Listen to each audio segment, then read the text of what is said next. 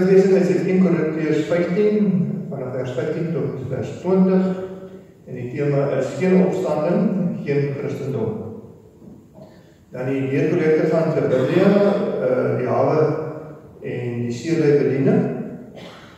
Dan is nog steeds vakansie, so as geen sonnaskool en katechese nie.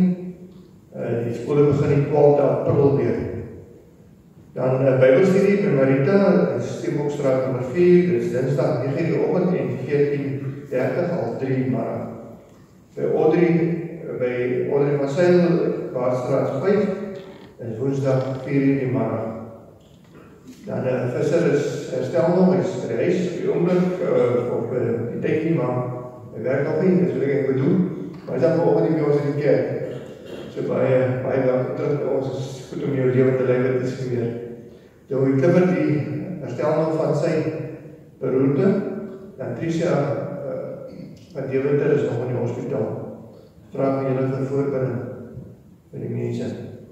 Dan, vir die wat nog nie weet nie, ons het by die kerkraad besluit om Dominee Gert Kok van Geliersdorp te beroep as terugpredikant, en vir ons so die volgende 9 maande of hier langer te help om 'n ander predikant te beroep. Na die diens sal daar tee wees in die kerksaal, by die stoep, en dan is nog koekies en beskuit te koop van die bazaar wat oorgebly. Dan vir die kennisname, die skriba is met verlof vir die volgende 2 weke. So as daar enig iets is wat die aandag nodig het, of iemand ons aandag wil bring, skakel maar dan met Magda, die koster, of dan met Visser, die onder ouderling. Kom ons wens die mense wat verjaar aan die geluk vandag.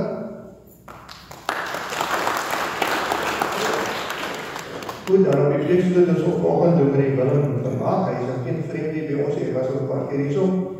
So Dominee, baie welkom by ons en seën vir die diens. Dankie baie.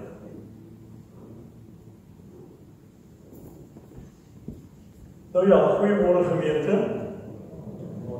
Hartlik welkom nou vanmôre hier in die kerk. Ons dink nou vandag in die besonder aan die opstanding van Jesus Christus. Trouwens, elke Sondag hoort 'n mens eintlik daaraan te dink, en ek dink ons doen dit ook, maar nou op 'n besondere manier vandag, omdat dit nou Vrydag was, kruisiging herdenk, en nou vandag in die besonder aan die opstanding van die Here Jesus.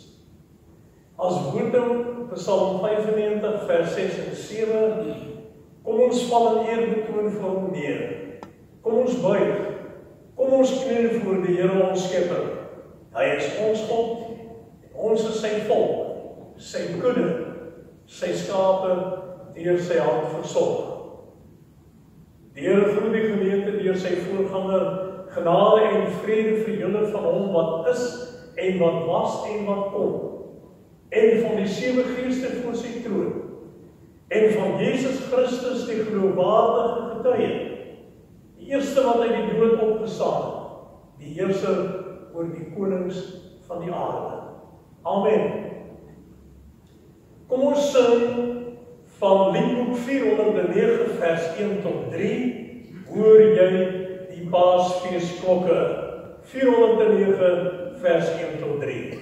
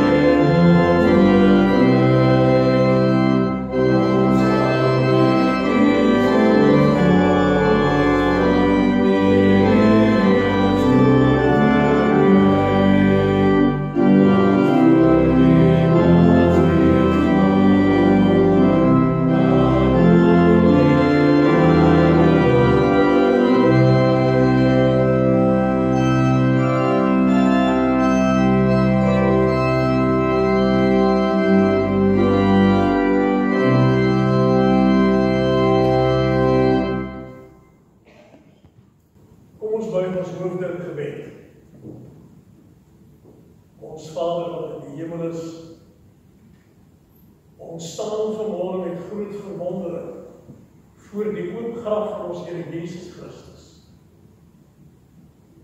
Here, ons sien voor ons geestespoor daardie klip wat weggerol is, en die engel wat op die klip sit en vir die vrou sê, julle soek Jesus van Nasaret. Hy is nie hier nie, hy het opgestaan. Dierbare Here, dit is die grootste wonderwerk wat die wêreld ooit gesien het, toe Jesus Christus uit die graf net eenvoudig gegaan het.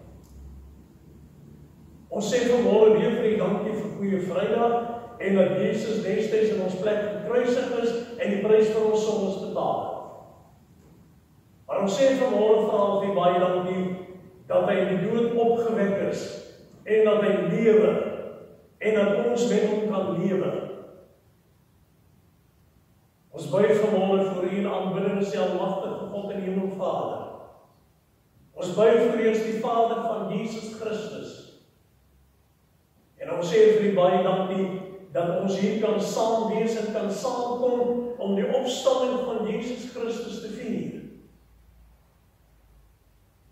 Dankie dat hy ook die koning van die kerk is, en die koning van ons lewens, en dankie dat ons kan glo, dat U dit in ons harte gevestig het. Dankie ook vir hierdie gemeente, dankie ook vir hulle wat hier woon, en wat U ken, en wat U liefhet, en wat U aanbid. Ons dankie Here vir die woord, ons dankie dat Paulus 1 Korinte 15 geskryf het, en dat ons dit kan lees, en dat ons daaroor kan nadink.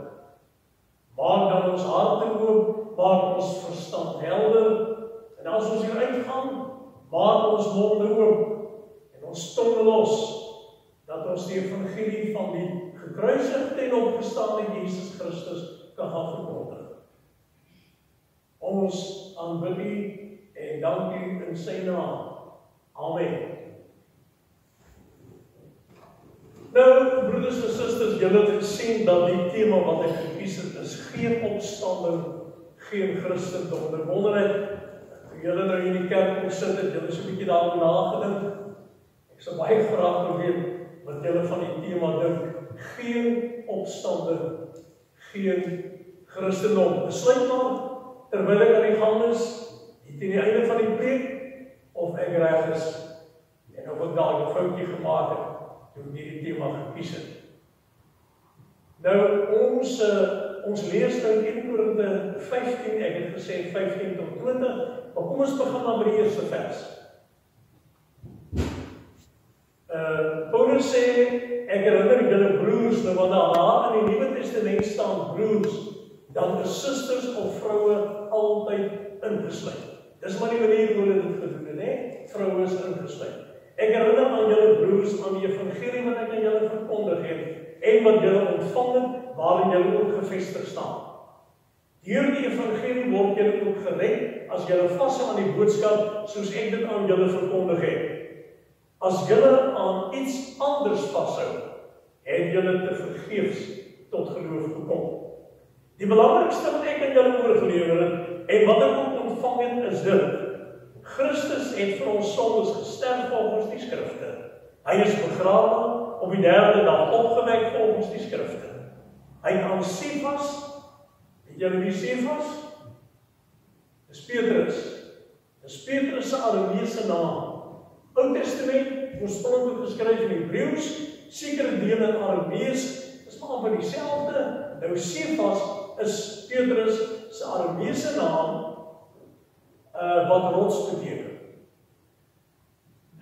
Kyk, waar was ek nou weet? Ja, hy het aan Cephas verskyn, daarna aan die 12 en daarna aan meer as 500 broers tegelyk, van wie sommige al dood is, maar die meeste nou nog lewe. Daarna het hy aan Jakobus verskyn en toe aan die apostels, en heel laaste het hy aan my die misgeboorte verskyn. Miskien is hier iemand wat nou nie presies weet wat dit beteken nie. Waarskynlik het Paulus 2 dinge in gedagte gehad. Die eerste is, of laat ek eers sê, 'n misgeboorte, ek wil nou nie veel daarop ingaan nie. Die dames sal weet wat dit beteken. Dit het gewoonlik te doen met 'n ontydige geboorte van iemand wat eintlik nou nie die reg het om te lewe nie, net is swaar baie ontydig. Nou wat Paulus eintlik hiermee sê, dat Jesus het hom ook ontydig ontmoet voor die hemelvaart en die Here Jesus aan al hierdie ander mense verskyn. Maar nou sê hy dat daar op die pad van Damaskus was dit vir hom heel ontydig.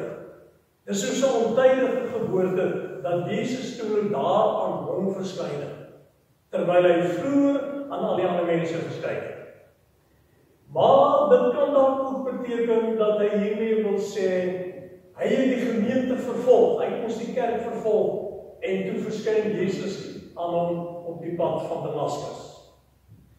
Ek is immers die geringste van die apostels en nie werd om 'n apostel genoem te word nie, omdat ek die kerk van God vervolg het.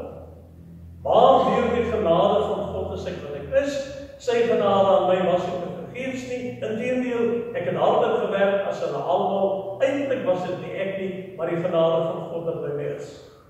In elk geval, of dit ek is of hulle, dit is wat ons verkondig en dit is wat julle geglo het. As ons dan verkondig dat Christus uit die dood opgewek is, hoe kan party van julle nog beweer dat daar geen omstanding van die dooies is nie? As daar geen omstanding van die dooies is nie, beteken dit dat Christus ook nie opgewek is nie. En as Christus nie opgewek is nie, nou hierdie paar volgende, so 'n paar van die verse is nou die teks, as Christus nie opgewek is nie, is ons prediking sonder inhoud, en julle geloof sonder inhoud. Verder sou dit beteken dat ons vals getuienis oor God afgelê het, omdat ons teen God in getuig het dat hy Christus opgewek het. As dit dan waar is dat die dooies nie opgewek word nie, het hy Christus ook nie opgewek nie. As die dooies nie opgewek word nie, is Christus ook nie opgewek nie. En as Christus nie opgewek het nie, is julle geloof waardeloos. En is julle nog gevange in julle sondes. Dan is ook die wat in Christus gesterf het, verlore. As ons net vir hierdie lewe ons hoop op Christus vestig, is ons die bejammeringswaardigste van alle mense. En nou vers 20, maar nou, Christus is opgewek uit die dood as eersteling uit die wat gesterf het. Mense sou natuurlik uit hierdie 1 Korinte wat 'n baie lang hoofstuk is, weer eens een preek maak, maar ek het nou maar gedink, laat ek nou maar die fokus vestig op die hele deel dat hy opgestaan het en wat sou gebeur as hy nie opgestaan het. En dan wil ek hê dat net na die preek die onderlis sommer vir ons die noot gee, nadat ek almal gesê, dan gee hy die noot en dan sing ons sonder dat ek dit gaan aankondig, gaan ek oor net na die prediking, 422 vers 1 en 2. Maar dit gaan nou eers, meneer die onderlis, dit gaan seker sê so oor hoe lang, 15-20 minute wees, hoor. Nee, na die preek. Goed. Nou, my liewe broeders en susters, ons vier vandag fees, né? Ons vier vandag opstandingsfees. En vandag wil ek vir ons sê dat die kruis van die Here Jesus nie die laaste woord gespreek het nie en dat die graf nie die einde is nie. Want Jesus het opgestaan, hy lewe. Nou kyk, as 'n mens na die kerk se kalender kyk, dan vier ons nou Kersfees. Nou Kersfees wil vir ons sê dat God die menslike natuur aangeneem het, dat Jesus aarde toe gekom het. En dan is daar Goeie Vrydag. En Goeie Vrydag sê vir ons dat Jesus gekruisig is en dat hy die prys vir ons sondes betaal. Maar dan is daar die opstanding Sondag. En dit dui vir ons aan die bevestiging van die feit dat Jesus se sterwe aan die kruis nie verniet was nie. En dit sê vir ons dat God hierdie offer van Jesus aan die kruis aanvaar. En daarom wil ek waag om te sê dat met die aanvaarding of die verwerping van die opstanding van Jesus Christus staan of val die Christendom. Ek sê dit weer, met die aanvaarding of die verwerping van die opstanding van Jesus Christus staan of val die Christendom. Maar nou weet julle, deur die eeue was daar baie mense en selfs 'n teoloog wat die opstanding van Jesus bevraagteken het. En in hierdie gemeente van Korinthe was daar ook dwaalleraars wat daar rondgestap het, en wat vir die mense gesê het, Jesus het nie opgestaan nie, hulle het Jesus se opstanding met ander woorde glo, hulle het dit ontken. En hulle standpunt, en nou moet julle mooi luister, hulle standpunt het verband gehou met die Griekse filosofiese beskouing van die liggaam en die gees. Nou, daardie beskouing het gesê dat die siel onsterflik is. Maar dit het ook gesê dat die mens se siel of die mens se gees as dit ware vasgevang sit in die liggaam as 'n soort kerker.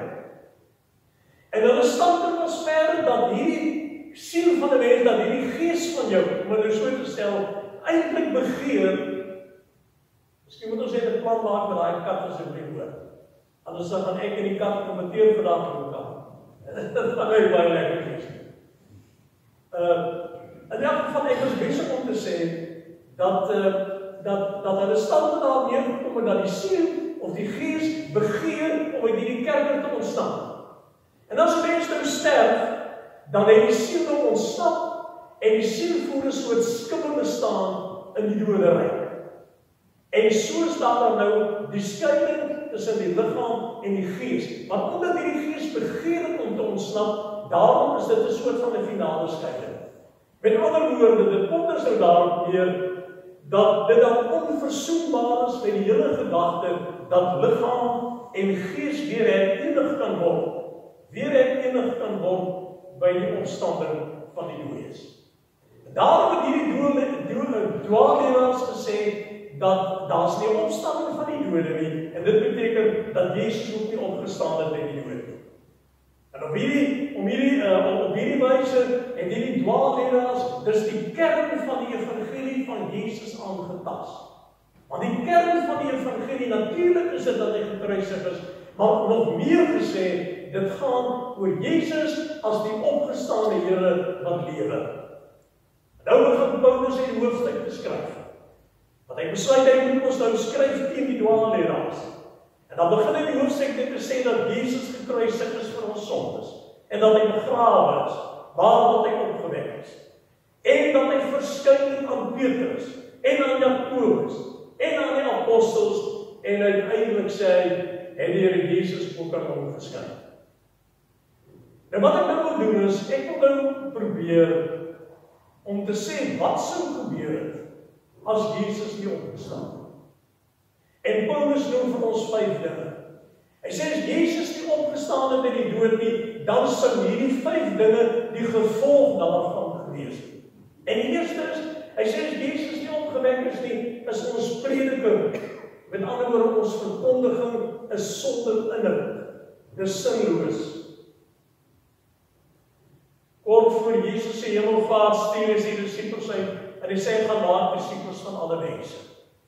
En die inhoud van daardie boodskap is die gekruisigde en die opgestaane Jesus Christus. Die inhoud van daardie boodskap is dat Jesus aan die kruis gesterf het vir ons sondes, maar dat hy opgewek is en dat hy lewe.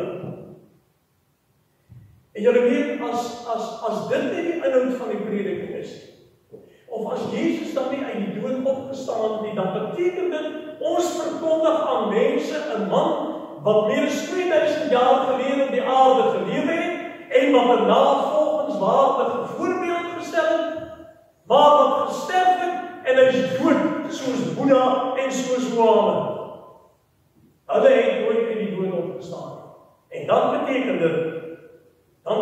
dit, daar 'n goeie Vrydag sou wees, maar nie 'n opstandingsmôre nie, en dit is dan sinlose en betekenislose en waardelose prediking. Nou sê Paulus in die tweede plek, hy sê as Jesus nie opgewek is nie, hy sê daar's ons geloof sonder inhoud en dis waardeloos. Nou, daar's verskillende maniere hoe 'n mens geloof kan definieer. 'n Mens kan sê geloof is dat 'n mens kennis van God het en 'n vaste vertroue dat jou sondes vergewe is. Jy kan sê geloof is ook daardie kanaal waardeur 'n mens hierdie gekruisigde opgestaane Jesus Christus en en dit wat hy vir jou gedoen het, vir jouself toeëien. Ons geloof het ook te doen met die feit dat Jesus ten hemel gevaar het, dat hy weer gaan kom en dat daar 'n opstanding van die dooies sal wees. Nou as Jesus nie opgestaan het nie, dan beteken dit ons het ons vertroue in 'n dooie Jesus gestel. Is dit nog geloof? Is dit nog geloof as 'n mens jou vertroue stel in 'n dooie Jesus? Een van die gevolge as Jesus nie opgestaan het. Paulus sê in die derde plek, hy sê as Jesus nie opgewek is nie, dan is ons nog gevange in ons sondes. Nou jy weet, as 'n mens seker daarvan is dat jou sondes vergewe is, en as jy seker daarvan is dat jy vrede het met God, en dat jy in 'n versoende verhouding tot God staan, dan is dit seker een van die wonderlikste sekerhede wat 'n mens in jou lewe kan hê. Die opstanding van die Here Jesus bevestig eintlik vir ons dat hy sy voltooide offer aan die kruis gebring het. Die opstanding van Jesus sê vir ons dat toe hy gesê het, dit is volbring, hy die waarheid gepraat het. Die opstanding van Jesus sê vir ons dat hy voor God gaan staan het in sy toorn met die sonde van die wêreld op sy skouers, maar dat hy in die toorn van God nie ondergegaan het nie. Dat dit nie met hom gebeur het nie. Die opstanding sê dat die Here God, die Vader, sy offer aanvaar. Dit sê as het ware dat die Here Jesus deur die hel gegaan het, maar dat hy veilig aan die ander kant uitgekom het. Nou besef julle dat as Jesus nie opgestaan het, dan is ons nog in ons sondes vasgevang. En dan beteken dit dat ek en jy eendag met ons sonde die toorn van God sou moes trotseer. Hoe kry 'n sondaar mens dit reg? Hoe kry 'n sondaar mens dit reg om God in sy toorn te trotseer? Dit sou mos nou 'n ramp gewees het. Dit sou 'n ramp gewees het. Paulus sê in die 4de instansie, hy sê as Jesus nie opgewek is nie, dan is die wat in hom gesterf het verloor. Sy opstanding verseker ons die verlossing van sondes en gevolglik dat die wat gesterf het, met ander woorde, gered is. Dis mos nou 'n troos vir die agtergeblewenes, nê? As ek nou weet dat my naastebestaande wat gesterf het in Jesus Christus geglo as sy saligmaker en verlosser en dat sy sondes vergewe is, dan is dit mos nou 'n troos, nê? Dan is dit mos nou 'n troos vir die agtergeblewenes. Maar as Jesus nie opgestaan het, dan is dit 'n ander storie. Dan was die oorledenes se geloof te vergeefs. En dan het hulle die ewige lewe en die saligheid gemis. En dit sou nou inderdaad tragies gewees het. Dan in die laaste instansie sê Paulus, as Jesus nie opgewek is nie, dan is ons hoop net op hierdie lewe in die vrede, vir hierdie lewe op hom gevestig en is ons bejammeringswaardigste van alle mense. So as Jesus nie opgewek is nie, dan het ons geen hoop op die toekoms nie. Dan het ons geen hoop op die saligheid. Dan het ons geen hoop op die ewige lewe nie, as Jesus nie opgewek is nie. En dan bevind ek en jy ons in 'n ellendige toestand. Maar nou kom Paulus en hy hield dit uit in vers 20. Hy sê maar nou, Christus is opgewek uit die dood, die eersteling uit die wat gesterf het. Hy sê dit is histories bewysbaar. Hy het ons gesê aan wie Jesus almal verskyn het. Hy sê maar nou, Jesus het opgestaan as die eersteling wat gesterf het.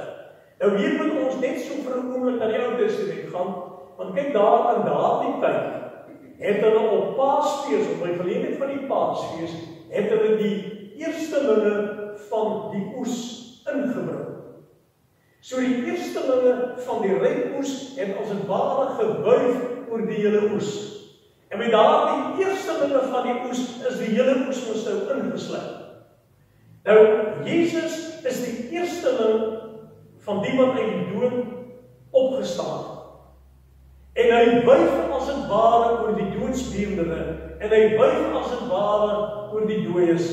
En in hierdie eersteling wat opgestaan het, Jesus Christus, is ander ingesluit. Is ons wat in Jesus glo ingesluit. Ons is dan deel van die oes. Hy is die eersteling wat opgestaan het, maar ons is daarbij ingesluit. Wie hom volg, is daarbij ingesluit. Herinner my aan wat die Duitse hervormer Martin Luther gesê het by geleentheid aan sy dogtertjie se dood in die graf van hierdie 13-jarige dogtertjie van hom, wat hy gesê het, daar is 'n opstanding van die dode. Daar is 'n opstanding van die dode. Kom ons vat dit nou so saam. Kom ons keer dit om. Kom ons sê, Jesus het opgestaan. Daarom is die prediking 'n krag tot saligheid. Daarom is die prediking sinvol en betekenisvol. Jesus het opgestaan, daarom is ons geloof nuttig en is dit die moeite werd om in die Here Jesus as saligmaker en verlosser te glo. Jesus het opgestaan, daarom weet ons dat ons sondes vergewe is. Jesus het opgestaan, daarom weet ons dat die ontslapenis wat in Christus gesterf het, bestaan is. En Jesus het opgestaan, daarom het ons hoop op die toekoms, met die oog op die saligheid en die ewige lewe, en is ons die gelukkigste van alle mense. As Christus nie opgewek is nie, dan sou daar geen Christendom gewees het nie. Maar ons kan vandag fees vier, en ons kan vir mekaar sê, die Here het opgestaan. Die Here het waarlik opgestaan. Amen.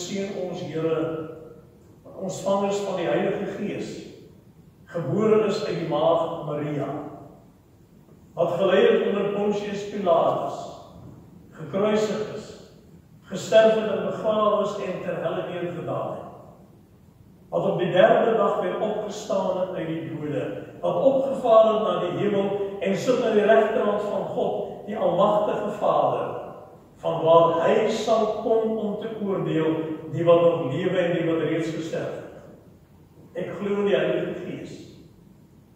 Ek glo in 'n heilige algemene Christelike kerk, die gemeenskap van die heiliges, die vergifnis van sondes, die opstanding van die vlees en die ewige lewe. Amen.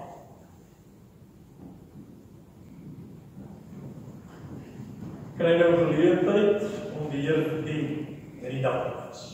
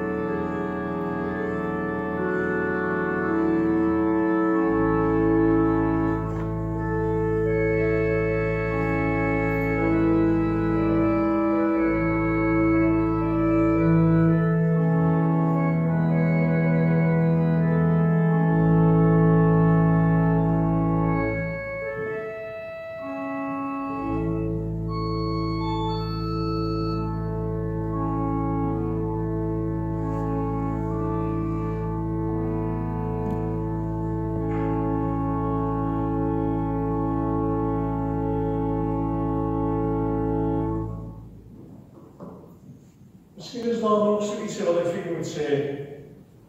Nou, ek probeer nie die indruk gee dat ek so baie kennis het nie, maar as daar iemand wat nou nie dit wat ek in die gebed gesê het, moet verstaan nie. Ek het in die gebed gesê, ons staan voor die oop graf en die klip wat weggerol is.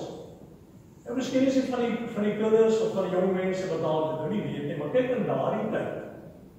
Het hulle nie mense begrawe soos ons mense vandag begrawe nie. Wat hulle wel soms gedoen het, is dat daar ou wat gekruisig is. Want iemand wat gekruisig is, was 'n misdadiger.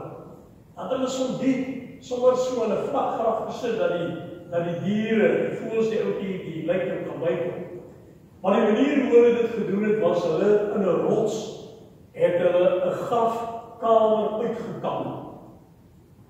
En dan het hulle die persoon geneem wat nou in linne toegedraai was, soos ons nou vandag so sê, en dan het hulle die persoon in hierdie oopgekapte grafkamer kan 'n mens sê neergelê. Dink jy was hy so groot dat jy binne hom kon staan. Wat in hierdie geval met Jesus gebeur het, dis heel merkwaardig dat hy nou in 'n graf neergelê is, hoewel hy, soos hulle dit gesê het, as 'n misdadiger gekruisig is, wat ons weet nie waar is nie. Maar daar was 'n ryk man met die naam van Josef van Arimatea. En die Josef van Arimatea het vir Pilatus gesê, hy wil die liggaam van Jesus hê. Pilatus sê, jy kan dit neem. En in hierdie nuwe, uitgekapte rotskamer, hierdie nuwe graf van Josef van Arimatea, is Jesus toe neergelê. En omdat die mense gesê het, daar's 'n storie dat hy gesê het, hy gaan opstaan, maar hulle reken, dit is die disippels wat sy liggaam gaan steel, en dan van die mense sê Jesus opgestaan. Toe het hulle 'n vreeslike groot klip voor die grafopening gerol, want daar was net een opening, en hulle het dit verseël. Staan daar in ons die Bybel, hulle het verseël. Dit beteken, hulle het 'n tou gevat, en hulle het dit oor die klip vasgemaak met klei, aan die een kant en aan die ander kant. En toe was daar so 'n paar wagte, wat dit ook voor die graf wag het. So die wonderbaarlike is dat Jesus moes opgestaan het. Want niemand sou dit kon waag om Jesus se liggaam uit daardie graf te steel nie. Dit as verseël en die wagte was daar. So ek wil nou maar net gesê terwyl van die wat nie weet nie, dat hulle destyds dit gedoen het, 'n soort van 'n grafkelder waarin hulle dan die persoon neergelê het. Nou maar goed, kom ons sing slotsang lied 415 vers 1 tot 3. Jesus leef en ons met hom.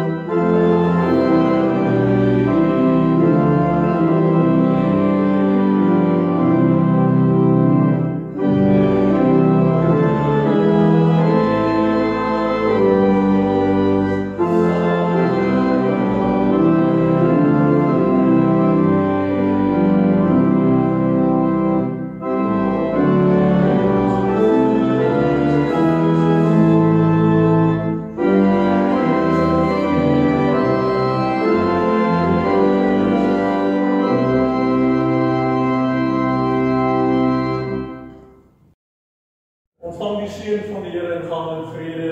Die genade van ons Here Jesus Christus, die liefde van God en die gemeenskap van die Heilige Gees bly by elkeen van julle. Amen.